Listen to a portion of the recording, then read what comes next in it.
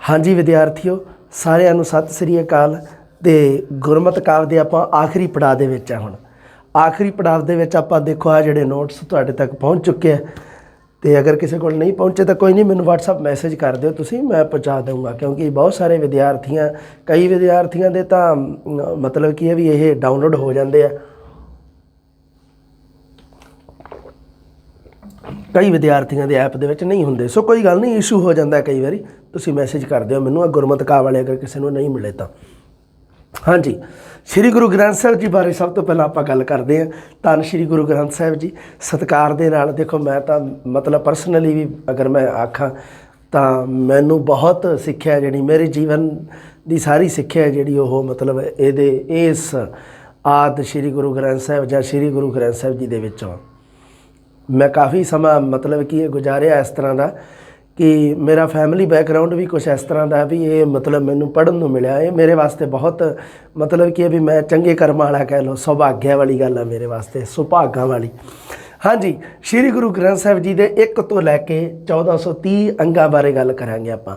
देखो कई बारी ना तुसीं किताबां दे विच भी पढ़दे हो, पन्ने लिखिया हुंदा, कोई दिक्कत नहीं, कोई इशू नहीं, ये आपां इशू खड़ा करना नहीं, आपां अपने काम की गल करनी है ना।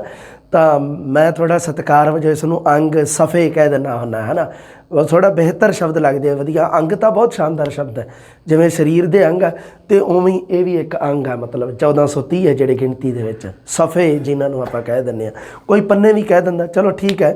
हाँ जी, सो 1 तो लैके 1430 सफ़ियां की गल करांगे। सब तो पहला 1 तो लैके 13 सफ़ियां की गल करो। पहला 1 तो 13 तुसीं पुछो सर जी क्यों 1 तो लैके 13 सफ़ियां की गल असीं क्यों करिए? क्योंकि पहले 1 तो लैके 13 सफ़ियां दे विच की है कि बाणी है जिहड़ी वो राग मुक्त है, उहदे विच कोई राग नहीं है। 13वें मतलब 14वें अंग तो श्री राग शुरू होंदा है। श्री गुरु ग्रंथ साहिब जी का पहला राग किहड़ा है? प्रश्न बनता है, तुसी क्यों जी पहला राग श्री राग है। श्री गुरु ग्रंथ साहिब जी का आखिरी राग किहड़ा है? तुसी उत्तर देना है जी जैजावंती राग है। आपां जिहदे बारे पढ़ते हैं भी वो सारे दे सारे राग का संबंध केवल श्री गुरु तेग बहादुर जी नाल है। मतलब कि उस जैजावंती राग दे विच केवल श्री गुरु तेग बहादुर जी की बाणी दर्ज है। 14वें अंग तो शुरू होंदा है श्री राग, मतलब 1 तो लैके 13 अंगां दे विच राग मुक्त बाणी है, राग तो बिना कोई राग नहीं है। उस तो बाद भी है, जैजावंती तो बाद भी है, जो मतलब मुक्त रूप दे विच श्लोक वगैरह रह गए, भट्टां दे सवैये आ गए जिवें है ना। सो ये है जिहड़े सारे ये बाद विच अंकित किए गए हैं, वो भी राग मुक्त दे विच आउंदे हैं। जैजावंती राग की समाप्ति तो बाद वो भी गल करांगे। आजो पहला 1 तो लैके 13 अंग तक की कुछ दिता होया। 1 तो लैके 8 अंग दे विच तां जप जी साहिब की बाणी दिती हुई है। जप जी का नाम है, जप सत्कार वजों इसनूं जिवें किसी के नाम दे नाल लाउने आ जी, है ना। जिमें मान लो तुसी फोन वगैरह करते हो तो तुसी कहते हो सिमरन जी सर जी, है ना। वैसे कॉमन गल करदा सर जी कहते हो तुसी, सत्कार ना बोलते हो। मैं जप बाणी का नाम तो जप लिखिया होया है। जदों शुरू होंदा है श्री गुरु ग्रंथ साहिब जी आरंभ होंदा है, सब तो पहला इंडैक्स दे रखिया। उस तो बाद जदों आरंभ होंदा है, तुसी चाहो तो मोबाइल दे विच PDF डाउनलोड करके SG Shri Guru Granth Sahib SGGS PDF download तो डाउनलोड हो जाऊगा गुरमुखी दे विच, है ना। 1 तो लैके 13 तक राग मुक्त बाणी है। 1 तो 8 पहले 1 तो 8 सफ़े है जिहड़े उन्हां दे विच ये जप बाणी है जिहड़ी जिन्हों आपां प्यार सत्कार दे नाल जप जी कहने आ भी। वो सब तो पहला मूल मंत्र दे रखा, उसकी पूरी व्याख्या पूरी आऊगी गुरु नानक देव जी दे जदों आपां गल करांगे रचनावां बारे, तो उदों जप जी बारे भी रचनावां आपां जप जी की रचना बारे भी गल करांगे। हाँ, 1 तो 8 पहला अगर प्रश्न बन जाए कुदरती भी जप बाणी है जिहड़ी किन्ने अंगां दे विच आ, तो तुसीं लिख दिओ उत्तर जी 8 अंगां दे विच लिखी हुई है। 8 सफ़ियां दे विच 8 पन्ने। ज़्यादातर की एग्जामिनर अगर यूज करूँगा शब्द तो वह पन्ने यूज करूँगा। हाँ जी, पन्ना शब्द। उस तो बाद 8 तो लैके 10 दे विच सोदर बाणी है। सोदर बाणी है जिहड़ी ये गुरु नानक देव जी की लिखी हुई है। महला पहला लिखिया होया। महला पहला का शाब्दिक अर्थ है भी पहले गुरु की बाणी है। पहला एक पहले नंबर पर कौन गुरु होंदा है? गुरु नानक देव जी। 10 गुरु होए, 10 दे विचों पहले नंबर पर गुरु नानक देव जी। सोधर बाणी दे विच 5 शब्द है जो महला पहला गुरु नानक देव जी के रचे हुए हैं। प्रश्न बनते हैं 2, सोधर बाणी दे विच किन्ने शब्द है? 5। सोधर बाणी किहड़े गुरु की रचना है? श्री गुरु नानक देव जी की। 2 प्रश्न तैयार रखियो, याद रखियो। जपजी बाणी के बारे तुहानूं पता ही है, गुरु नानक देव जी की रचना है। उस तो बाद 10 तो 12 सफ़ियां ते की दिता होया? वो 2 सफ़ियां ते सो पुरख है जिहड़े वो 4 शब्द दिते होए। सो पुरख सिरलेख अधीन, सो पुरख इत्थे सो पुरख सिरलेख दिता होया। सो पुरख ओदा ते मतलब की आ ओ मनुख, सो पुरख, सो मैंने ओ पुरख मनुख बंदा आदमी ह्यूमन बीइंग जिन्हों आप कह दें सो पुरख। उहदे अंदर 4 शब्द दिते हुए। सोधर दे विच 5 शब्द है। रचना गुरु नानक देव जी की है। उस तो बाद अगे की है कि सो पुरख दिता होया 10 तो 12। राग आसा ये कट्टिया होया मेरा, ये थल्ले लिखिया है भी आसा राग दे विच भी है ये शब्द। सो ये सो पुरख वाला जिहड़ा ये महला चौथा मतलब चौथे गुरु की रचना है। सो पुरख 4 शब्द है ये, चौथे गुरु की रचना 4 ही शब्द है। सो पुरख दे विच भी 4 ही आउंदे अखर। सो पुरख 3 ते 4 ही अखर आउंदे। हाँ, आसा राग दे विच भी ये बाणी रची हुई है। उस तो बाद 12 तो 13 एक अंग दे विच सोहला दे 5 शब्द दिते हुए है। सोहला का शाब्दिक अर्थ अगर पूछ ले एग्जामिनर कि सोहला का शाब्दिक अर्थ की है, वो हुंदा उत्तम क्रीड़ा मतलब चंगा काम। उत्तम क्रीड़ा करनी मतलब कोई कार्य करना, कोई काम करना, कारज करना। जपजी तो बाद मैं लिखा जपजी मतलब 1 तो लैके 8 अंगां तो बाद अगे की है 5 शब्द गुरु नानक देव जी के सोधर के सिरलेख अधीन, 4 शब्द गुरु रामदास जी के सो पुरख सिरलेख अधीन, तो उस तो बाद 5 शब्द ये है जोड़े 12 तो 13 अंग सोहला दे वो इहदा ये है जोड़े ये सोहला दे अधीन है। सो ये कुल बनते हैं 14 शब्द। ये भी रागां दे विच भी दर्ज हैं, ये लिखी हुई है। मैं गल देखो जपजी तो बाद 5 + 4 + 5 बराबर 14 शब्द है, रागां दे विच भी दर्ज हैं। मतलब कि आ जोड़े तुहाडे सामने जोड़े मैं एक तो सोधर महला पहला दे 5 शब्द, एक सो पुरख दे महले चौथे दे 4 शब्द, एक सोहले दे 5 शब्द, ये टोटल किन्ने हो गए 14 शब्द। ये 14 राग मुक्त भी है। गुरु ग्रंथ साहिब जी के शुरू दे विच जपजी साहिब तो बाद विच दिते हुए है, तो उस तो बाद रागां दे विच भी दर्ज है। जिवें इहदे विच तां मैं दस ही दिता भी आ सारे दे सारे सो पुरख वाले 4 शब्द राग आसा दे विच दर्ज किए हुए हैं। ये भी किते ना किते दर्ज किए हुए हैं। जिवें जिवें गल्लां अगे क्लीयर होणगीਆਂ तुहानूं मैं दस दूँगा, क्योंकि ये अलग अलग रागां दे विच दर्ज किए हुए हैं सोधर वाले। तो ये है जोड़े उस तो बाद ये भी अलग आ। हाँ जी, आज गल करते हैं जपजी तो बाद आ गया। हुण गल करते हैं आपां ये राग मुक्त की गल कर रहे हैं। 1 तो 13 अंग तक राग मुक्त बाणी, अगे राग मुक्त बाणी आउंदी है 1353 तो लैके 1430 तक भी राग मुक्त बाणी। मतलब की है कि इत्थे हो गया भी 1 तो 13 मतलब 14 अंग तो लैके 14 सफ़े तो लैके 1352 सफ़े तक रागबद्ध बाणी है। रागबद्ध मतलब राग अधीन बाणी है। ये याद रखनी है तुसी गल किन्ने तो बेटा जी, क्योंकि 1 तो 13 तक तो राग मुक्त है, फिर लास्ट दे विच 1353 तो लैके 1430 तक फिर राग मुक्त है। विच है ना जिहड़ा विच किन्ने तो किन्ने बन गया देख लो। 1 तो 13 तक राग मुक्त मतलब 14 तो लैके इत्थे 1353 लिखिया मतलब 1352 तक, 14 तो लैके 1352 तक रागबद्ध बाणी है, राग अधीन है, जिहदे विच पहला राग सिरी राग, आखिरी राग जैजावंती राग, कुल 31 रागां दे विच दर्ज है। समझ के गल नूं, आगे आ जूगी पूरी वेरवा आ जूगा। हुण गल करते हैं 1353 तो लैके 1430 अंग है जिहड़े लास्ट वाले भी वो भी राग मुक्त है, क्योंकि बहुत सारे श्लोक है जिहड़े तुहानूं पता वारां दे नाल दर्ज करते गुरु अर्जन देव जी ने। उन्होंने वारां दे नाल दर्ज किए हुए हैं श्लोक, है ना, वार श्लोकां नाल बहुत सारे एवें है ना। तो पर बहुत सारे श्लोक है जिहड़े बच गए, जिन्होंने की कीता गुरु अर्जन देव जी ने अखीर दे विच ऐड करता। गुरु तेग बहादुर जी के श्लोकां नूं गुरु गोबिंद सिंह जी ने अखीर दे विच ऐड करता, अखीर दे विच जोड़ता, जिहड़े वाधू श्लोक बच गए। इस करके उन्हां दा नाम भी लिखता श्लोक वारा ते वधीक। वधीक दा मतलब वाधू, जिहड़े वाधू श्लोक सी। हाँ, श्लोक सहस्कृति महला पहला मतलब गुरु नानक देव जी के सहस्कृति संबंधी श्लोक। ध्यान रखियो संस्कृत ते सहस्कृति दोवां दा थोड़ा थोड़ा फर्क है। कई विद्वान इसनूं कह दिंदे भी संस्कृति है, पर गुरु ग्रंथ साहिब जी दे विच जिहड़ा शब्द लिखिया होया वो लिखिया होया सहस्कृति। ਸੰਸਕ੍ਰਿਤ ਨਹੀਂ, ਸਹਿਸਕ੍ਰਿਤੀ ਆਮ ਲੋਕਾਂ ਵੱਲੋਂ ਬੋਲੀ ਜਾਣ ਵਾਲੀ ਭਾਸ਼ਾ। ਸਹਿਸਕ੍ਰਿਤੀ ਦੇ 4 ਸ਼ਲੋਕ ਹੈ ਜੀ, ਇਹ 1353 ਅੰਗ ਤੇ ਦੇ ਰੱਖੇ ਆ 4 ਸ਼ਲੋਕ। ਸ਼ਲੋਕ ਸਹਿਸਕ੍ਰਿਤੀ ਮਹੱਲਾ ਪਹਿਲਾ, ਮਤਲਬ ਗੁਰੂ ਨਾਨਕ ਦੇਵ 2 ਹੋਏ ਗੁਰੂ, ਇੱਕ ਤਾਂ ਗੁਰੂ ਨਾਨਕ ਦੇਵ, ਇੱਕ ਗੁਰੂ ਅਰਜਨ ਦੇਵ, ਦੋਨਾਂ ਗੁਰੂਆਂ ਨੇ ਸ਼ਲੋਕ ਸਹਿਸਕ੍ਰਿਤੀ ਦੇ ਵਿੱਚ ਰਚਨਾ ਕੀਤੀ ਹੈ। ਪਹਿਲਾਂ ਤਾਂ ਇਹ ਧਿਆਨ ਰੱਖਣਾ ਤੁਸੀਂ, 2 ਗੁਰੂਆਂ ਨੇ, ਗੁਰੂ ਨਾਨਕ, ਗੁਰੂ ਅਰਜਨ, ਪਹਿਲੇ ਗੁਰੂ ਨੇ, ਪੰਜਵੇਂ ਗੁਰੂ ਨੇ, ਪਹਿਲੇ ਗੁਰੂ ਨੇ, ਪੰਜਵੇਂ ਗੁਰੂ ਨੇ। ਕਿਹਦੀ ਰਚਨਾ? ਸ਼ਲੋਕ ਸਹਿਸਕ੍ਰਿਤੀ। ਆਹ ਦੇਖ ਲਓ, ਸ਼ਲੋਕ ਸਹਿਸਕ੍ਰਿਤੀ ਮਹੱਲਾ ਪਹਿਲਾ ਲਿਖਿਆ ਹੋਇਆ ਬਈ, ਜਿਵੇਂ ਦੀ ਲਿਖਾਈ ਹੈ ਕੋਈ ਬਾਹਲਾ ਐਵੇਂ, ਕਿਤੇ ਤਾਂ ਮੈਂ ਆਪਣੀ ਦੂਸਰੀ ਹਿੰਦੀ ਵਾਲੀ ਯੂਜ ਕਰ ਲਈ, ਬਾਹਰਾ ਖੜੀ ਜਿਹਨੂੰ ਕਹਿੰਦੇ, ਕਿਤੇ ਮੈਂ ਪੰਜਾਬੀ ਵਾਲੀ ਜਾਂ ਦੂਸਰੀ ਆਪਦੇ ਹਿਸਾਬ ਜਿਹਨਾਂ। ਹੁਣ ਮੈਂ ਦੱਸ ਦਿੰਦਾ ਤੁਹਾਨੂੰ, ਦੁਰਸਤ ਕਰ ਲਿਓ ਨੇ ਜਿਹਨੇ ਜਿਹਨੇ ਕਰਨਾ ਹੋਗਾ। ਸ਼ਲੋਕ ਸਹਿਸਕ੍ਰਿਤੀ ਮਹੱਲਾ ਪਹਿਲਾ, ਮਤਲਬ ਪਹਿਲੇ ਗੁਰੂ ਦੀ ਰਚਨਾ। ਕਿੰਨੇ ਸ਼ਲੋਕ ਹੈ? 4 ਸ਼ਲੋਕ ਹੈ।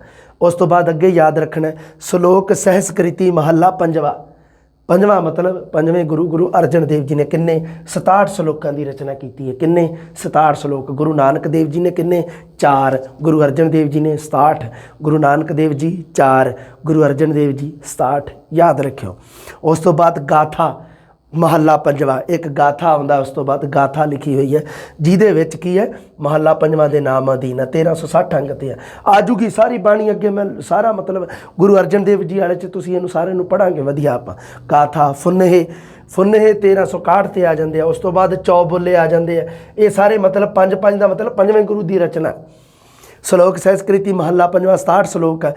ਗਾਥਾ, ਫੁੰਨੇ, ਚੌਬੋਲੇ, ਇਹਨਾਂ ਦੀ ਗਿਣਤੀ ਗੁਰੂ ਅਰਜਨ ਦੇਵ ਜੀ ਦੀ ਬਾਣੀ ਦੇ ਵਿੱਚ ਲਿਖੀ ਹੋਈ ਹੈ। ਅੱਗੇ ਮੈਂ ਗਾਥਾ ਪੰਜਵੇਂ ਗੁਰੂ ਦੀ, ਫੁੰਨੇ ਪੰਜਵੇਂ ਗੁਰੂ ਦੇ, ਚੌਬੋਲੇ ਪੰਜਵੇਂ ਗੁਰੂ ਦੇ। ਅੱਗੇ ਅੰਗ ਵੱਧ ਰਹੇ ਆ, ਦੇਖ ਲਓ 1360, 1361, 1363।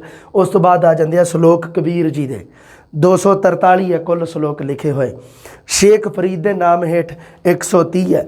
ਲਓ ਜੀ 1385 ਅੰਗ ਤੇ ਪਹੁੰਚ ਗਏ ਆ। ਉਸ ਤੋਂ ਬਾਅਦ ਲਿਖਿਆ ਹੋਇਆ ਸਵਈਏ ਸ੍ਰੀ ਮੁੱਖ ਬਾਕ ਮਹੱਲਾ ਪੰਜਵਾ, ਮਤਲਬ ਪੰਜਵੇਂ ਗੁਰੂ ਦੇ ਸਵਈਏ 20 ਸਵਈਏ ਅੰਤ ਦੇ ਵਿੱਚ ਆ। ਹੋਰ ਕਿਸੇ ਗੁਰੂ ਨੇ ਸਵਈਆਂ ਦੀ ਰਚਨਾ ਨਹੀਂ ਕੀਤੀ, ਕੇਵਲ ਗੁਰੂ ਅਰਜਨ ਦੇਵ ਜੀ ਨੇ ਕੀਤੀ ਹੈ। ਸਵਈਏ ਸ੍ਰੀ ਮੁੱਖ ਬਾਕ ਮਹੱਲਾ ਪੰਜਵਾ, 20 ਸਵਈਏ ਅੰਕਿਤ ਕੀਤੇ ਹੋਏ ਆ। 20 ਸਵਈਏ, ਧਿਆਨ ਰੱਖਿਓ, ਹੋਰ ਕਿਸੇ ਗੁਰੂ ਨੇ ਨਹੀਂ। ਅੱਗੇ ਭੱਟਾਂ ਦੇ ਸਵਈਏ ਚੱਲ ਪੈਂਦੇ ਆ। ਆਪਾਂ ਲਿਖਿਆ ਸੀ 11ਵੀਂ ਵਾਲੀ ਕਿਤਾਬ ਦੇ ਵਿੱਚ ਵੀ, ਆਪਾਂ ਨੂੰ ਪਤਾ ਵੀ 11 ਭੱਟਾਂ ਦੇ 123 ਸਵਈਏ। ਕਿੰਨੇ ਤੋਂ? 1389 ਤੋਂ 1409 ਤੱਕ ਹੈ।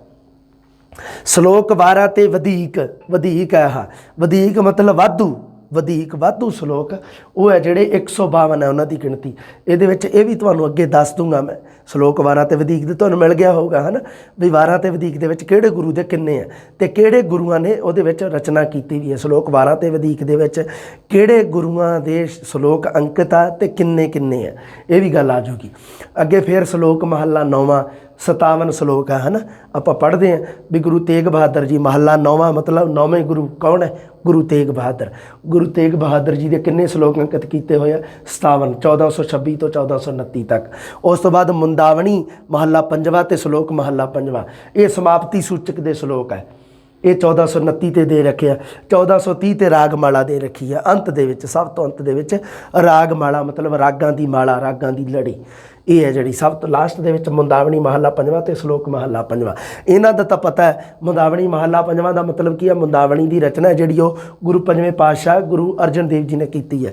ਉਸ ਤੋਂ ਬਾਅਦ ਇੱਕ ਸ਼ਲੋਕ ਅੰਕਿਤ ਕੀਤਾ ਗਿਆ ਜੋ ਗੁਰੂ ਅਰਜਨ ਦੇਵ ਜੀ ਦੀ ਰਚਨਾ, ਪਰ ਰਾਗਮਾਲਾ ਜਿਹੜੀ ਉਹਦੀ ਰਚਨਾ ਦਾ ਪਤਾ ਨਹੀਂ ਵੀ ਕਿਹਨੇ ਕੀਤੀ ਹੈ। ਇਸ 'ਤੇ ਵੀ ਵਿਚਾਰ ਚਰਚਾ ਕਰਾਂਗੇ ਆਪਾਂ। ਹੁਣ ਜਿਹੜੇ ਆ ਸ਼ਲੋਕ ਮਹੱਲਾ 9ਵਾਂ ਗੁਰੂ ਤੇਗ ਬਹਾਦਰ ਜੀ ਦੇ 57 ਸ਼ਲੋਕ 59 ਸ਼ਬਦ ਹੈ ਜਿਹੜੇ ਅੰਕਿਤ ਕੀਤੇ ਹੋਏ ਆ। ਪਤਾ ਤੁਹਾਨੂੰ 57 ਸ਼ਲੋਕ ਕਿੱਥੇ ਅੰਕਿਤ ਕੀਤੇ ਹੋਏ ਆ? 1426 ਤੋਂ 1429 ਤੱਕ ਹੈ। ਲਓ ਜੀ ਹੁਣ ਆ ਗਏ ਰਾਗਾਂ ਦੀ ਗੱਲ ਕਰਦੇ ਹਾਂ ਆਪਾਂ। ਹੁਣ ਵਿੱਚ ਰਾਗ ਜਿਹੜੇ ਰਾਗ ਬੱਧ ਬਾਣੀ ਹੈ ਜਿਹੜੀ ਵਿੱਚ, ਇਹ ਤਾਂ ਰਾਗ ਮੁਕਤ ਬਾਣੀ ਹੈ। ਵਿੱਚ ਕੀ ਰਹਿ ਗਿਆ? 14 ਸਫੇ ਤੋਂ ਲੈ ਕੇ 1352 ਤੱਕ ਕੀ ਕੁਛ ਹੈ, ਕਿਹੜੇ ਕਿਹੜੇ ਰਾਗ ਹੈ? ਸਭ ਤੋਂ ਪਹਿਲਾਂ ਸਿਰੀ ਰਾਗ ਹੈ। ਹੁਣ ਤੁਸੀਂ ਧਿਆਨ ਰੱਖਣਾ ਵੀ ਇੱਕ ਤਾਂ ਕੀ ਹੈ ਵੀ ਸਿਰੀ ਰਾਗ ਦੇ ਵਿੱਚ ਨਾ ਵਿੱਚ ਮੈਂ ਪਤਾ ਕੀ ਕੀਤਾ, ਵੈਸੇ ਤਾਂ ਰਾਗ ਹੀ ਦੱਸੇ ਆ ਇੱਥੇ ਤਾਂ ਵੀ ਸਿਰੀ ਰਾਗ ਆ, ਉਸ ਤੋਂ ਬਾਅਦ ਮਾਝ ਆ, ਫਿਰ ਗੌੜੀ ਆ। ਵਿੱਚ ਨਾ ਮੈਂ ਮੇਨ ਬਾਣੀਆਂ ਸੀ ਨਾ ਜਿਹੜੀਆਂ, ਮਤਲਬ ਕਿ ਕੋਈ ਲੋਕ ਕਾਵ ਨਾਲ ਸੰਬੰਧਿਤ ਬਾਣੀ ਹੈ ਜਾਂ ਕੋਈ ਫੇਮਸ ਬਾਣੀ ਹੈ, ਉਹਦੀ ਮੈਂ ਵਿੱਚ ਤੁਹਾਨੂੰ ਨਾਲ ਥੋੜ੍ਹਾ ਵੇਰਵਾ ਪਾਤਾ। ਮੈਂ ਕਿਹਾ ਚਲੋ ਇਹ ਨਾ ਵਿੱਚ ਵੈਸੇ ਹੀ ਤੁਹਾਨੂੰ ਨੌਲੇਜ ਰਹੂਗਾ ਇਸ ਗੱਲ ਦਾ। ਹੁਣ ਤੁਸੀਂ ਜਦੋਂ ਯਾਦ ਕਰੋਗੇ ਸਿਰੀ ਰਾਗ ਨੂੰ ਤਾਂ ਉਦੋਂ ਤੁਹਾਨੂੰ ਪਤਾ ਲੱਗੂ ਵੀ ਪਹਿਰੇ ਸਿਰੀ ਰਾਗ ਦੇ ਵਿੱਚ ਰਚਨਾ ਕੀਤੀ ਗਈ ਆ। ਪਹਿਰ ਹੁੰਦੇ ਆ ਜਿਹੜੇ, ਮਤਲਬ ਆਪਾਂ ਵੀ ਇੱਕ ਜਿਹੜਾ ਪਹਿਰ ਹੁੰਦਾ ਉਹ 3 ਘੰਟਿਆਂ ਦਾ ਹੁੰਦਾ, 3 ਘੰਟਿਆਂ ਦਾ।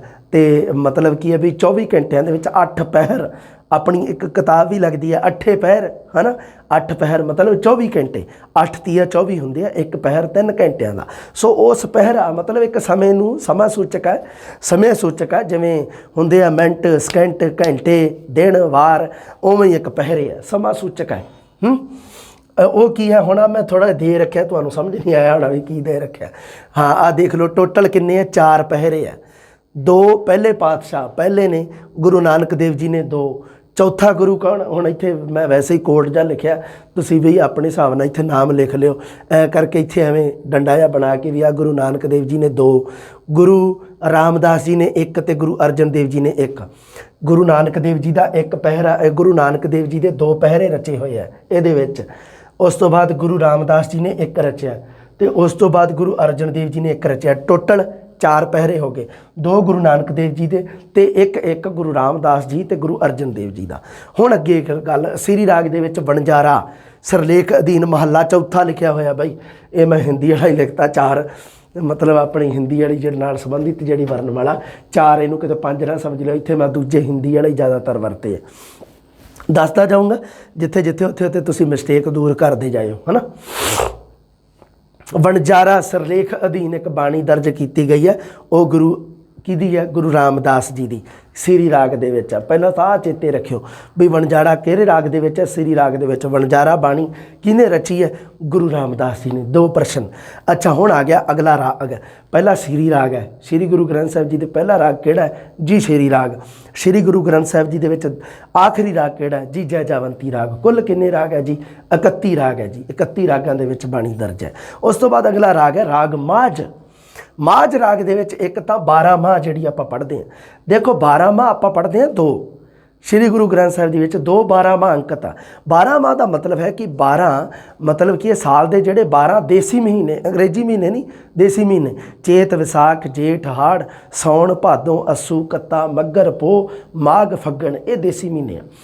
ਇਹਨਾਂ ਨੂੰ ਆਧਾਰ ਬਣਾ ਕੇ ਇੱਕ ਰਚਨਾ ਰਚੀ ਜਾਂਦੀ ਹੈ ਜਿਸ ਨੂੰ ਆਪਾਂ ਕਹਿੰਦੇ ਹਾਂ ਕਿ 12 ਮਾਹ। ਜਿਵੇਂ 7 ਵਾਰਾਂ ਮਤਲਬ ਹਫ਼ਤੇ ਦੇ 7 ਵਾਰਾਂ ਨੂੰ ਆਧਾਰ ਬਣਾ ਕੇ ਰਚੀ ਹੋਈ ਰਚਨਾ।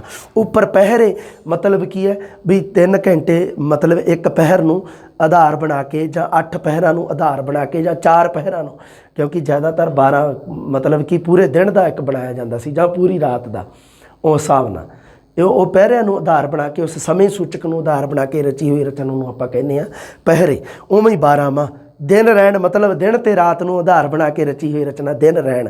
ਦਿਨ ਮਤਲਬ ਦਿਨ ਹੀ ਹੁੰਦਾ ਪਤਾ ਹੀ ਹੈ ਰਹਿਣ ਮਤਲਬ ਰਾਤਰੀ। 12 ਮਾਹ ਮਹੱਲਾ 5ਵਾਂ ਲਿਖਿਆ ਹੋਇਆ ਇੱਥੇ ਤਾਂ ਹੈਗੀ ਆ ਗੁਰੂ ਅਰਜਨ ਦੇਵ ਜੀ ਦੀ ਰਚਨਾ ਰਾਗ ਮਾਝ ਦੇ ਵਿੱਚ 12 ਮਾਹ। 12 ਮਾਹ ਮੈਂ ਤੁਹਾਨੂੰ ਕਿਹਾ 2 ਇੱਕ ਕਿਹਦੀ ਹੈ ਜੀ ਇੱਕ ਹੈਗੀ ਆ ਗੁਰੂ ਨਾਨਕ ਦੇਵ ਜੀ ਦੀ 12 ਮਾਹ ਤੁਖਾਰੀ ਮਤਲਬ ਤੁਖਾਰੀ ਰਾਗ ਦੇ ਵਿੱਚ ਹੈ। 12 ਮਾਹ ਦੋਨਾਂ ਦੀ ਗੱਲ ਕਰਾਂਗੇ ਆਪਾਂ 12 ਮਾਹ ਦੀ ਉਹ ਵੀ ਆ ਜੂਗੀ ਰਚਨਾ ਅੱਗੇ 12 ਮਾਹ ਦਾ ਮੈਂ ਪੂਰਾ ਦਿੱਤਾ ਹੋਇਆ ਵੇਰਵਾ ਤੁਸੀਂ ਪੜ੍ਹੇ ਹੋਣੇ ਆ ਨੋਟਸ ਹੈ ਨਾ।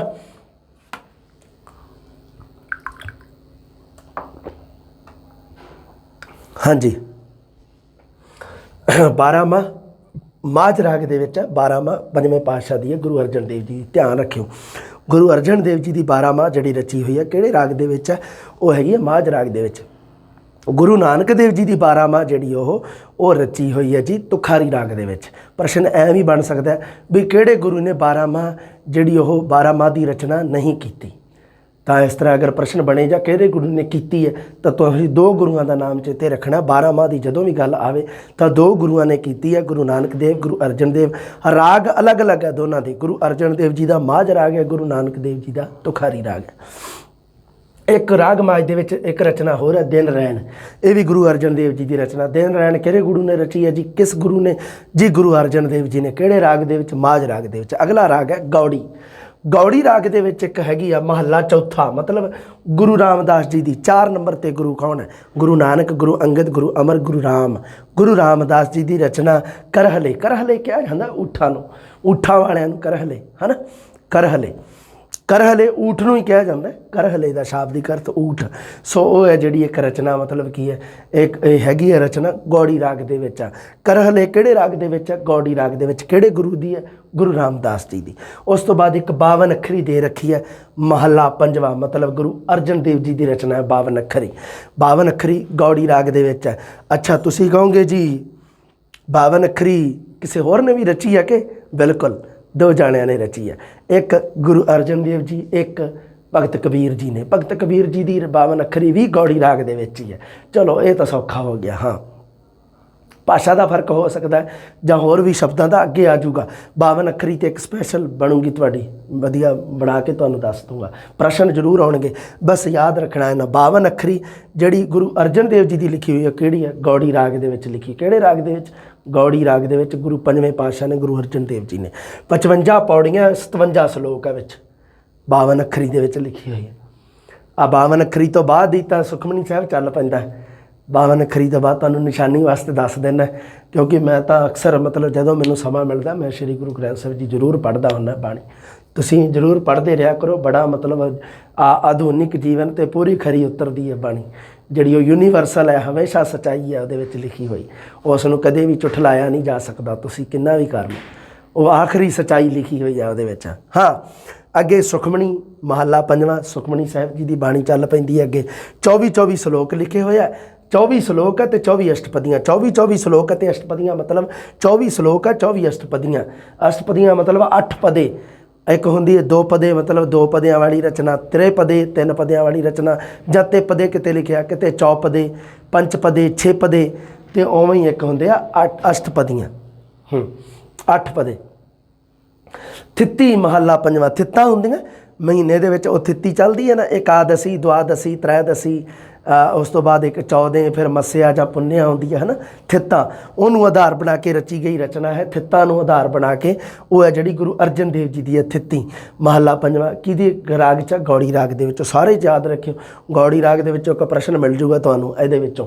ਆਹ ਜਿਹੜਾ ਮੈਂ ਬਣਾਇਆ ਨਾ, ਇਹਦੇ ਵਿੱਚੋਂ ਤੁਹਾਨੂੰ 2 ਪ੍ਰਸ਼ਨ ਮਿਲ ਜਾਣਗੇ। ਹੋਰ ਦੱਸੋ, ਚੰਗੀ ਤਰ੍ਹਾਂ ਯਾਦ ਕਰਿਓ ਇਹਨੂੰ। ਹਾਂਜੀ, ਅੱਗੇ ਗੱਲ ਕਰਦੇ ਆ ਆਸਾ ਰਾਗ ਦੇ ਵਿੱਚ। ਗੌੜੀ ਰਾਗ ਤੋਂ ਬਾਅਦ ਅਗਲਾ ਰਾਗ ਹੈ ਜਿਹੜਾ ਉਹ ਆਸਾ ਰਾਗ ਹੈ। ਆਸਾ ਜੀ ਦੀ ਵਾਰ ਕਿਹਨੇ ਲਿਖੀ ਹੈ? ਆਪਾਂ ਨੂੰ ਪਤਾ ਹੀ, ਗੁਰੂ ਨਾਨਕ ਦੇਵ ਜੀ ਦੀ, ਹੈ ਨਾ। ਆਸਾ ਰਾਗ ਦੇ ਵਿੱਚ ਹੈ। ਬਿਰਹੜੇ ਮਹੱਲਾ ਪੰਜਵਾਂ।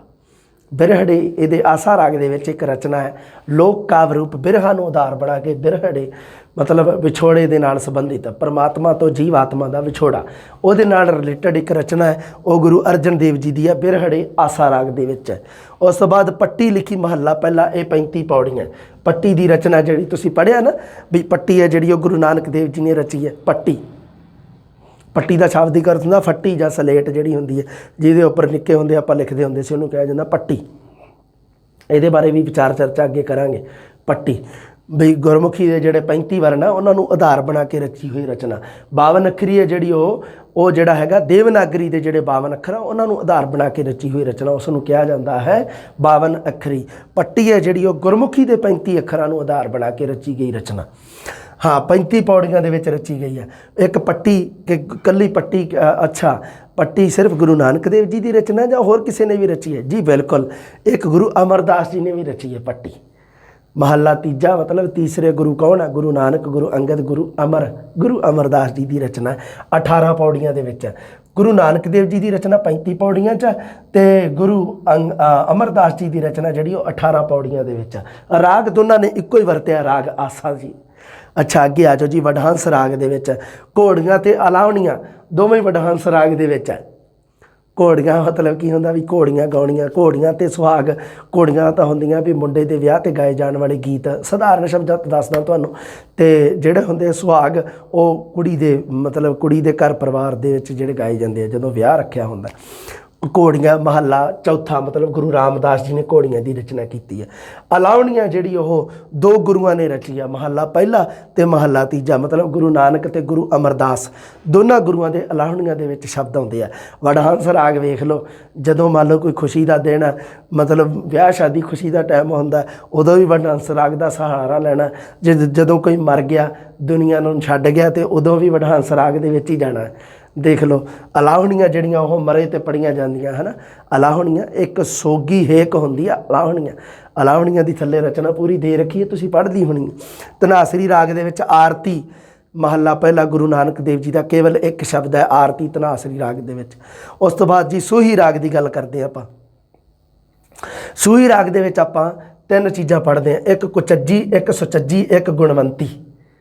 तीन मतलब एवं शब्द दे रखे आ, जिहदे विच सब तो पहला कुचज्जी। कुचज्जी मतलब जिन्हों चज नहीं, सुचज्जी मतलब जिन्हों सोहना ढंग चज हैगा। चज मतलब ढंग तरीका। कुचज्जी मतलब जिन्हों जीवन जीण दा ढंग नहीं, उसनूं क्या कुचज्जी। इस्त्री वास्ते कुचज्जी। अगर बंदे नूं संबोधन करना सी तो उदों कुचज्जा शब्द वरत्या जाना, क्योंकि इत्थे विच की है कि सारे आ जिहड़े ओह मतलब की है भी जिहड़े भी अध्यात्मिक गुरु होए आ, अध्यात्मिकता की जदों भी गल चली है तो उदों परमात्मा नूं पति मतलब की है भी एक मेल के रूप में दसिया जाता, तो अपने आप को जीव आत्मा पत्नी मतलब फीमेल के रूप में दसिया जाता। इस करके सारिया वास्ते कुचज्जी, ये कलियां औरतों वास्ते नहीं वरत्या कुचज्जी, सारिया वास्ते या हर एक जीव आत्मा जी वो वास्ते वरत्या गया। सुचज्जी ते गुणवंती ये है जी, ये सूही राग दे विच आउंदी है। कुचज्जी ते सुचज्जी दोनों तो गुरु नानक देव जी की रचना है। गुणवंती है जिहड़ा मतलब गुण धारण करने वाली चंगे गुर, वो है गुरु अर्जन देव जी की रचना। तीनों सूही राग दे विच इक्को ही जगह पर अंकित आ।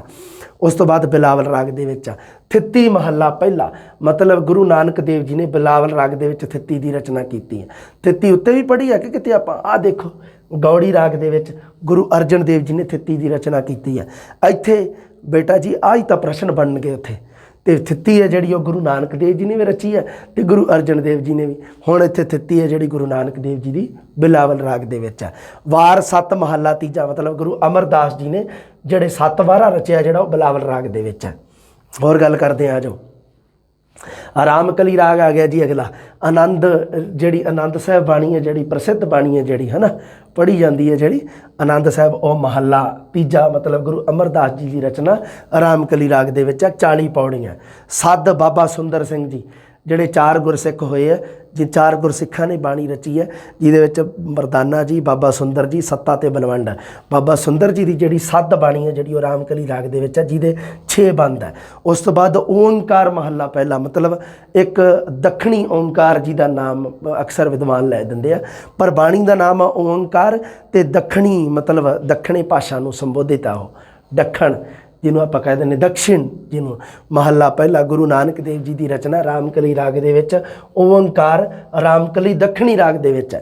रामकली का भी अगे एक पार्ट है राग का रामकली दखणी, जिहदा नाम लिखा होया दखणी ओंकार।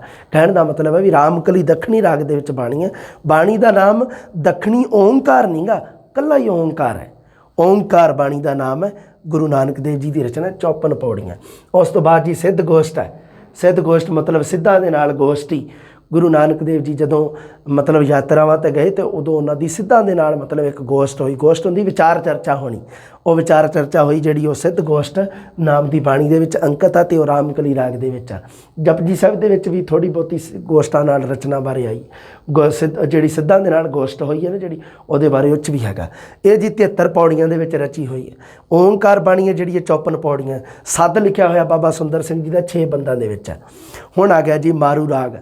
मारू राग दे विच अंजलिया महला 5वां लिखा होया। अंजलि का मतलब होंदा दोने हथ जोड़ने अपने, अंजलि उसनूं कहा जाता है। अंजलि महला 5वां मतलब गुरु अर्जन देव जी ने अंजलुआ सरलेख अधीन अंजलिया एक बाणी रची है मारू राग दे विच। उस तो बाद मारू सोले चल पे जी। मारू सोले, सोले का मतलब होंदा 16 पदियां की बाणी।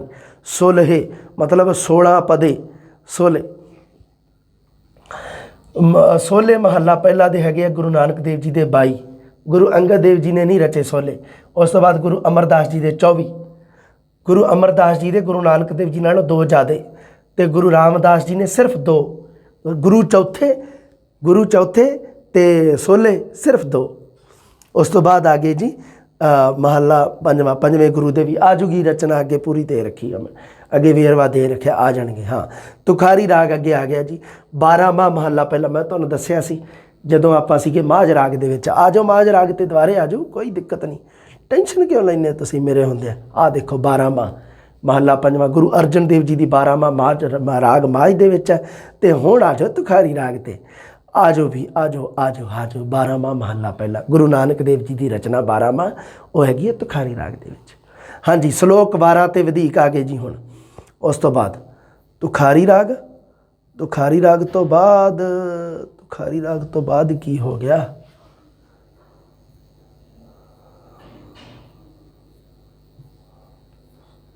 ਅੱਛਾ, ਪੜਤਾਲ ਆ ਗਿਆ, ਪੱਟ ਬਾਣੀ।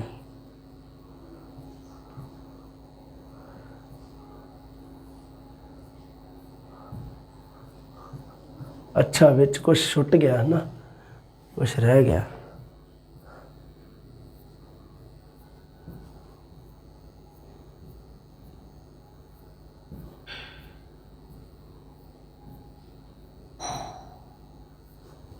ਅੱਛਾ, ਮੈਂ ਦੇਖਦਾ, ਤੁਸੀਂ ਵੇਟ ਕਰੋ ਇੱਕ ਮਿੰਟ। ਤੁਖਾਰੀ ਰਾਗ ਤੋਂ ਅੱਗੇ ਵਾਰ ਰਾਗ ਤਾਂ ਪੂਰੇ 31। ਅੱਛਾ, ਤੁਖਾਰੀ ਰਾਗ ਦੇ ਵਿੱਚ ਇੱਕ ਗੱਲ ਹੋ ਗਈ। ਹੁਣ ਮੈਂ ਦੇਖਦਾ, ਚੈੱਕ ਕਰਦਾ ਇੱਕ ਮਿੰਟ। ਹਾਂ ਠੀਕ ਹੈ, ਸਮਝ ਗਿਆ ਮੈਂ ਗੱਲ। ਕਿਉਂਕਿ ਅੱਗੇ ਇਸ ਤੋਂ ਬਾਅਦ ਨਾ ਮਤਲਬ ਕੀ ਹੈ ਵੀ ਲੋਕ ਕਾਵਿ ਰੂਪੀ ਬਾਣੀ ਨਹੀਂ ਕੋਈ ਰਚੀ ਗਈ ਤੁਖਾਰੀ ਰਾਗ ਦੇ ਵਿੱਚ ਜਾਂ 12ਵਾਂ। ਉਸ ਤੋਂ ਬਾਅਦ ਤਾਂ ਨਹੀਂ ਦੇ ਰੱਖਿਆ। ਰਾਗਾਂ ਦਾ ਵੇਰਵਾ ਅੱਗੇ ਸਾਰਿਆਂ ਦਾ ਆ ਜਾਊਗਾ। ਆ ਦੇਖੋ ਮੈਂ ਦਿੱਤਾ ਅੱਗੇ, ਕ੍ਰੋਸ ਜੇ ਵੀ ਲਾ ਰੱਖੇ, ਤੁਸੀਂ ਦੇਖੇ ਹੋਣੇ ਆ ਹੈ ਨਾ। ਉਹਨਾਂ ਦੇ ਬਾਰੇ ਦੱਸਦਾ ਮੈਂ ਤੁਹਾਨੂੰ ਵੀ ਕੀ ਚੀਜ਼ ਹੈ। ਇਹਨੂੰ ਐਵੇਂ ਹੀ ਆਪਾਂ ਸਾਰੀ ਨੂੰ ਪੜ੍ਹਨਾ। ਆ ਦੇਖੋ, ਆ ਸਾਰੇ ਦੇ ਰੱਖੇ ਇੱਧਰ। ਆਪਾਂ ਤੁਖਾਰੀ ਰਾਗ ਤੱਕ ਪਹੁੰਚੇ ਸੀ ਹੈ ਨਾ, ਆਪਾਂ ਪਹੁੰਚੇ ਸੀਗੇ। ਹਾਂ, ਵਿੱਚ ਦਿੱਤੇ ਹੋਏ ਸੀ ਹੈ ਨਾ। ਸਾਰੇ ਰਾਗ ਨਹੀਂ, ਸੀਕਵੈਂਸ ਦੇ ਵਿੱਚ ਨਹੀਂ ਸੀਗੇ। ਕਾਰਨ ਪਤਾ ਕੀ ਸੀਗਾ ਵੀ ਇਹ ਸਾਰੇ ਰਾਗ ਕਿਉਂ ਨਹੀਂ ਆਏ ਵਿੱਚ? ਕਿਉਂਕਿ ਉਹਦੇ ਵਿੱਚੋਂ ਨਾ ਮੈਂ ਵੈਸੇ ਹੀ ਮਤਲਬ ਉਹ ਦੱਸਿਆ ਸੀਗਾ ਵੀ ਉਹ ਕੀ ਸੀ, ਵੀਡੀਓ ਕਾਹਦੀ ਆਪੇ ਬਣ ਰਹੀ ਹੈ। ਮੈਂ ਤੁਹਾਨੂੰ ਦਾਰੇ ਦੱਸਦਾ, ਰੁਕੋ। ਵੀ ਲੋਕ ਕਾਵਿ ਰੂਪੀ ਬਾਣੀਆਂ ਨਾ ਜਿਹੜੀਆਂ, ਤੁਹਾਨੂੰ ਯਾਦ ਰਹਿਣ ਵੀ ਕਿਹੜੇ ਗੁਰੂ ਦੀ ਕਿਹੜੇ ਵਿੱਚ ਹੈ। ਕਿਉਂ? ਕਾਰਨ ਕੀ ਹੈ? ਕਿਹੜੇ ਗੁਰੂ ਦੀ ਕਿਹੜੇ 'ਚ ਯਾਦ ਕਿਉਂ ਰੱਖਣਾ ਹੈ? ਕਿਉਂਕਿ ਇਹਦੇ ਵਿੱਚੋਂ ਪ੍ਰਸ਼ਨ ਬਣਨਗੇ ਦੋ ਪੱਕੇ। ਹੁਣ ਆਪਾਂ ਦੇਖ ਲਓ, ਰਾਗ ਆਵੇ ਦੇ ਰੱਖੇ ਆ ਮੈਂ, ਇਹਦੇ ਅੱਗੇ ਅੱਗੇ ਕਾਂਟਾ ਲਾਇਆ ਵਾ। ਤੁਸੀਂ ਸਮਝ ਗਏ ਹੋਵੋਗੇ ਵੀ ਕਾਹਤੋਂ ਲਾਇਆ, ਕਿਉਂਕਿ ਇਹ ਮੈਂ ਵਾਰਾਂ ਦੀ ਗੱਲ ਕਰ ਰਿਹਾ ਇੱਥੇ। 31 ਦੇ 31 ਰਾਗ ਅਤੇ ਜਿਹੜੀਆਂ ਵਾਰਾਂ ਉਹ ਸਿਰਫ 22 ਹੈ ਨਾ। ਇਹਦਾ ਮਤਲਬ ਵੀ ਇਹ ਸਾਰੇ ਰਾਗਾਂ ਦੇ ਵਿੱਚ ਤਾਂ ਵਾਰਾਂ ਦੀ ਰਚਨਾ ਨਹੀਂ ਕੀਤੀ ਗਈ। ਵੀ ਟੋਟਲ ਰਾਗ ਸ਼੍ਰੀ ਗੁਰੂ ਗ੍ਰੰਥ ਸਾਹਿਬ ਜੀ ਦੇ ਵਿੱਚ 31 ਹੈ ਅਤੇ ਵਾਰਾਂ ਹੈਗੀਆਂ 22। ਤਾਂ ਉਹ ਮੈਂ ਅੱਗੇ ਅੱਗੇ ਕ੍ਰੋਸ ਲਾਏ ਆ ਵੀ ਕਿਹੜੇ ਰਾਗ ਦੇ ਵਿੱਚ ਵਾਰ ਨਹੀਂ ਹੈਗੀ। ਸ਼੍ਰੀ ਰਾਗ ਦੇ ਵਿੱਚ ਹੈ ਜਿਹੜੀ ਉਹ ਹੈਗੀ ਹੈ ਜੀ। ਪਹਿਲਾ ਰਾਗ ਸ਼੍ਰੀ ਰਾਗ ਹੈ। ਸਭ ਤੋਂ ਪਹਿਲਾਂ ਤਾਂ 31 ਰਾਗਾਂ ਦੇ ਨਾਮ ਸੁਣ ਲਓ। ਆ ਦੇਖ ਲਓ। ਹਾਲਾਂਕਿ ਐਵੇਂ ਦਾ ਕੋਈ ਪ੍ਰਸ਼ਨ ਨਹੀਂ ਬਣਦਾ ਵੀ ਸੀਕਵੈਂਸ ਦੇ ਵਿੱਚ ਨਾਮ ਦੱਸੋ। ਸਾਰੇ 31 ਦੇ 31 ਰਾਗ ਆਪਸ਼ਨ ਦੇ ਵਿੱਚ ਤਾਂ ਨਹੀਂ ਪਾਈ ਜਾਂਦੀ ਹੈ ਨਾ। ਵੀ ਐਡਾ ਤਾਂ ਕੋਈ ਐਗਜ਼ਾਮੀਨਰ ਵੀ ਬੇਵਕੂਫ ਨਹੀਂ ਵੀ ਇਹਨਾਂ ਦਾ ਸੀਕਵੈਂਸ ਬਣਾਓ। ਕੋਈ ਇਸ ਤਰ੍ਹਾਂ ਦਾ ਪ੍ਰਸ਼ਨ ਨਹੀਂ ਬਣਦਾ। ਬਸ ਜਿਹੜੇ ਸਭ ਤੋਂ ਪਹਿਲਾਂ ਧਿਆਨ ਰੱਖਣੇ ਵੀ 31 ਰਾਗ ਹੈ। ਸ਼੍ਰੀ ਰਾਗ ਮਾਝ, ਗੌੜੀ, ਆਸਾ, ਗੂਜਰੀ, ਦੇਵਗੰਧਾਰੀ, ਬਿਹਾਗੜਾ, ਵਡਹੰਸ, ਸੋਰਠ, ਧਨਾਸਰੀ, ਜੈਤਸਰੀ, ਟੋਡੀ, ਬੈਰਾੜੀ, ਤਲੰਗ, ਸੂਹੀ, ਬਲਾਵਲ, ਗੋਂਡ, ਰਾਮਕਲੀ, ਨਟ ਨਾਰਾਇਣ, ਮਾਲੀ ਗੌੜਾ, ਮਾਰੂ, ਤੁਖਾਰੀ, ਕਿਦਾਰਾ, ਭੈਰੋਂ, ਬਸੰਤ, ਸਾਰੰਗ, ਮਲਾਰ, ਕਾਨੜਾ, ਕਲਿਆਣ, ਪ੍ਰਭਾਤੀ ਅਤੇ ਜੈਜਾਵੰਤੀ। ਜੈਜਾਵੰਤੀ ਆਖਰੀ ਰਾਗ ਹੈ। ਲਓ ਜੀ, ਹੁਣ ਆਪਾਂ ਦੇਖਦੇ ਹਾਂ ਵੀ 22 ਵਾਰਾਂ ਦੀ ਗੱਲ ਕਰ ਰਿਹਾ ਮੈਂ ਵੀ ਕਿਹੜੇ ਕਿਹੜੇ ਰਾਗ ਦੇ ਵਿੱਚ ਰਚੀਆਂ ਅਤੇ ਕਿਹੜੇ ਰਾਗ ਦੇ ਵਿੱਚ ਨਹੀਂ। ਕਿਉਂਕਿ ਰਾਗ ਹੈਗੇ 31 ਅਤੇ ਵਾਰਾਂ ਹੈਗੀਆਂ 22। ਇਹ ਪਰ ਕਈ ਰਾਗ ਇਸ ਤਰ੍ਹਾਂ ਦੇ ਜਿਨ੍ਹਾਂ ਦੇ ਵਿੱਚ 2-2 ਵਾਰਾਂ ਵੀ ਰਚੀਆਂ ਗਈਆਂ। ਉਹ ਖਾਸ ਧਿਆਨ ਰੱਖਣੇ ਆ ਤੁਸੀਂ। ਸ਼੍ਰੀ ਰਾਗ ਪਹਿਲਾ ਰਾਗ ਹੈ, ਪਰ ਉਹਦੇ ਵਿੱਚ ਵਾਰ ਹੈਗੀ ਹੈ ਚੌਥੇ ਗੁਰੂ ਦੀ। ਰਾਗ ਪਹਿਲਾ ਸ਼੍ਰੀ ਗੁਰੂ ਗ੍ਰੰਥ ਸਾਹਿਬ ਜੀ ਦੇ ਵਿੱਚ ਨੰਬਰ ਵਾਈਜ਼ ਕ੍ਰਮਾਂ ਅਨੁਸਾਰ ਪਹਿਲਾ ਰਾਗ ਕਿਹੜਾ ਹੁੰਦਾ? ਉਹ ਹੈਗਾ ਸ਼੍ਰੀ ਰਾਗ। ਸ਼੍ਰੀ ਰਾਗ ਹੈਗਾ, ਪਰ ਪਹਿਲੇ ਗੁਰੂ ਦੀ ਵਾਰ ਨਹੀਂ ਗੀ ਉਹਦੇ ਵਿੱਚ। ਧਿਆਨ ਰੱਖਿਓ, ਉਹਦੇ ਵਿੱਚ ਗੁਰੂ ਰਾਮਦਾਸ ਮਤਲਬ ਚੌਥੇ ਗੁਰੂ ਦੀ ਹੈ। ਗੁਰੂ ਰਾਮਦਾਸ ਜੀ ਦੀ ਵਾਰ ਹੈ ਇਹਦੇ ਵਿੱਚ, ਪਹਿਲੇ ਰਾਗ ਦੇ ਵਿੱਚ। ਉਸ ਤੋਂ ਬਾਅਦ ਰਾਗ ਮਾਝ।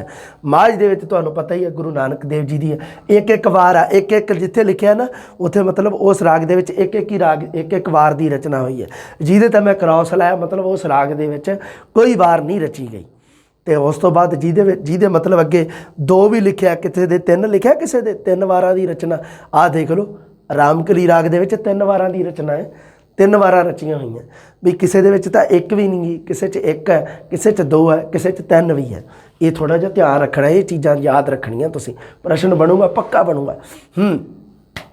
ਗੌੜੀ ਰਾਗ ਦੇ ਵਿੱਚ ਗੁਰੂ ਰਾਮਦਾਸ ਜੀ ਤੇ ਗੁਰੂ ਅਰਜਨ ਦੇਵ ਜੀ ਚੌਥੇ ਤੇ ਪੰਜਵੇਂ ਗੁਰੂ ਦੀਆਂ 2 ਵਾਰਾਂ ਗੌੜੀ ਰਾਗ ਦੇ ਵਿੱਚ ਪੜ੍ਹਦੇ ਹਾਂ ਆਪਾਂ। ਉਸ ਤੋਂ ਬਾਅਦ ਆ ਗੌੜੀ ਰਾਗ ਨੂੰ ਖਾਸ ਧਿਆਨ ਰੱਖਿਓ। ਗੌੜੀ ਰਾਗ ਦੇ ਵਿੱਚ ਕਿੰਨੀਆਂ ਵਾਰਾਂ ਜੀ? 2। ਕਿਹਦੀਆਂ? ਇੱਕ ਚੌਥੇ ਗੁਰੂ ਦੀ, ਇੱਕ ਪੰਜਵੇਂ ਦੀ। ਆਸਾ ਰਾਗ ਦੇ ਇਸ ਦੇ ਵਿੱਚ ਤੁਹਾਨੂੰ ਪਤਾ 1 ਹੀ ਵਾਰ ਆ, ਟੁੰਡੇ ਅਸਰਾਜੇ ਕੀ ਧੁਨੀ ਵਾਲੀ, ਗੁਰੂ ਨਾਨਕ ਦੇਵ ਜੀ ਦੀ। ਗੂਜਰੀ ਦੇ ਵਿੱਚ 2 ਆ ਜੀ। ਗੌੜੀ ਤੇ ਗੂਜਰੀ 2 ਰਾਗ ਹੋ ਗਏ ਜਿਨ੍ਹਾਂ ਦੇ ਵਿੱਚ 2-2 ਵਾਰਾਂ। ਇਹਦੇ ਵਿੱਚ ਤੀਜੇ ਤੇ ਪੰਜਵੇਂ ਗੁਰੂ ਦੀ ਆ ਗੂਜਰੀ ਵਿੱਚ। ਗੌੜੀ ਦੇ ਵਿੱਚ 4-5 ਹੈ ਤੇ ਗੂਜਰੀ ਦੇ ਵਿੱਚ ਹੈਗਾ 3-5 ਹੈ। ਗੂਜਰੀ ਦੇ ਵਿੱਚ 2 ਵਾਰਾਂ। ਦੇਵ ਗੰਧਾਰੀ ਆ ਉਸ ਤੋਂ ਬਾਅਦ ਅਗਲਾ ਰਾਗ, ਉਹਦੇ ਵਿੱਚ ਕੋਈ ਵਾਰ ਨਹੀਂ ਰਚੀ ਗਈ। ਬਿਹਾਗੜੇ ਦੇ ਵਿੱਚ 1 ਵਾਰ ਹੈ ਚੌਥੇ ਗੁਰੂ ਦੀ। ਵਡਹੰਸ ਰਾਗ ਦੇ ਵਿੱਚ ਵੀ ਚੌਥੇ ਗੁਰੂ ਦੀ ਹੈ। ਸੋਰਠ ਰਾਗ ਦੇ ਵਿੱਚ ਵੀ ਚੌਥੇ ਗੁਰੂ ਦੀ ਹੈ। ਬਿਹਾਗੜਾ, ਵਡਹੰਸ, ਸੋਰਠ ਤਿੰਨੋਂ ਸੀਕਵੈਂਸ ਦੇ ਵਿੱਚ, ਕ੍ਰਮ ਦੇ ਵਿੱਚ ਹੈ ਤੇ ਤਿੰਨਾਂ ਦੇ ਵਿੱਚ ਵਾਰ ਵੀ ਚੌਥੇ ਗੁਰੂ ਦੀ ਹੈ। ਧਨਾਸਰੀ ਰਾਗ ਦੇ ਵਿੱਚ ਕੋਈ ਵਾਰ ਨਹੀਂ ਗੀ। ਜੈਤਸਰੀ ਰਾਗ ਦੇ ਵਿੱਚ ਹੈ ਗੁਰੂ ਅਰਜਨ ਦੇਵ ਜੀ ਦੀ ਇੱਕੋ ਹੀ ਵਾਰ ਦੀ ਰਚਨਾ।